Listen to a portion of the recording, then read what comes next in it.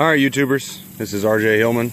Gonna do a quick little review on the Ascend FS12T. Just picked this up earlier this year in February.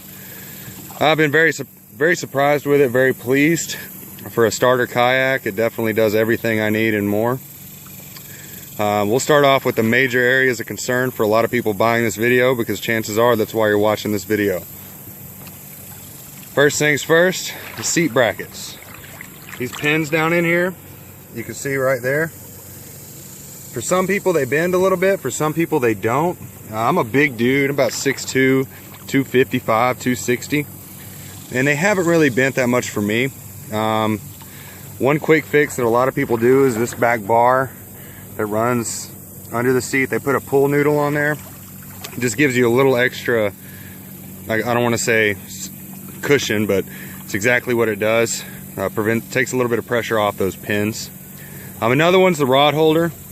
I really don't mind it. With a lot of use and a little bit of elbow grease, I finally got mine to where I can angle it out and pretty much any direction now.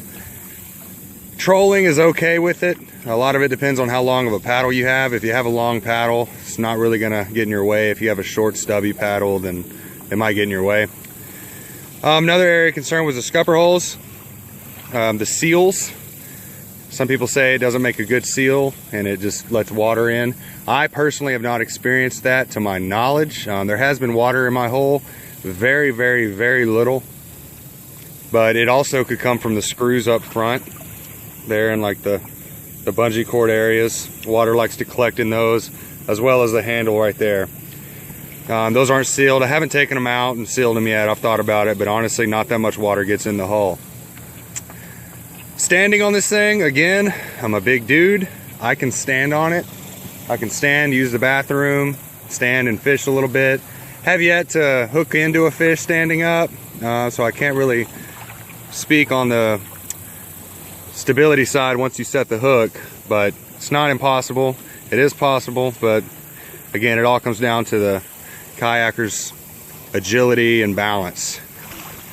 A little bit of modifications I did. I just have this little piece of rope going up to the front handle. I use that to help me stand up, and I also use it to pull it.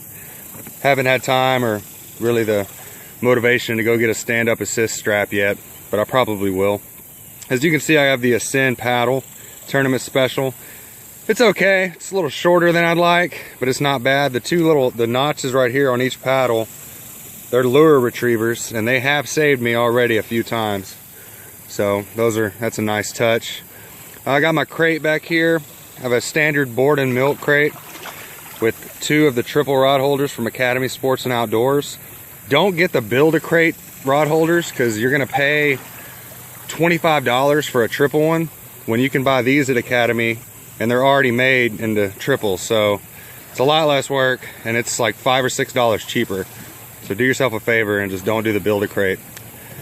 Behind my seat I have a little lunch box. Use that obviously for water, snacks throughout the day. Protein bars has been my main snack. I put my snuff in it just to keep that cold, sorry. But yeah, that's pretty good. Also, I installed some handles here on either side just to help me when I'm loading it on top of my car, and also to give me a little extra balance. I found the center point to be around here, so I put one up top and one down below here out of the cutout. They've been a nice touch. They've helped a lot loading it, and you know, just sitting down when you need something to grab onto every now and then when the waves get you. They're not bad. This hatch, when I first got the kayak, I took it off and resealed it with silicone. Haven't had any problems with that at all. I keep it really tight, but when you stand up on it, if you step on that, it's gonna be a pain in the butt to get off. A lot of times I gotta use my pliers and take the handle of the pliers and put it down in there just to get more leverage to get it out. So just a heads up on that. I didn't seal the main hatch simply for the fact that it's about an inch above where the water will collect in here. So I didn't see that necessarily important. If I got water filling up there, I got bigger problems than to worry about my stuff getting inside. The scupper plugs are nice. They're a good touch on the really wavy days. You get water in there. I normally pull the ones under the seats because I can reach them really easy, and that's also a lower point for me. So when you pull those, water drains out pretty quick. My fish finder, I just have a Lowrance Elite 4X. It's not a HDI or chirp or anything. Got my battery in there. My transducer, I did the hole mount. It's been okay so far. I do lose the capability of water temperature, but I'm such a rookie fisherman that I don't really know what to do with it anyway. Let's see. Let's go on to the back. Oh, I guess I lost my drain plug. That's no good. Gotta get another one of those. I just realized that. Have the Yak Gear Deluxe anchor trolley system on here. It's treated me pretty nice. When you put an anchor trolley on your kayak, do yourself a favor. Take it from me. Don't think like, oh, 6 inches from the back, that'll be plenty. No, go all the way. And same thing on the front. I'll take you up here on the front. You know, right there. See where it's at? Go all the way to the front. Just do yourself a favor now. I did not use the little O-ring that came with the kit. I went to Walmart and got this for 98 cents. Just screws out and I can put my anchor line in there, or I use a carabiner most of the time. I can clip it on and clip it off real quick. It's been a good little touch, a lot better than that plastic O-ring you get. The flush mount rod holders aren't bad. Not for trolling, I don't use them.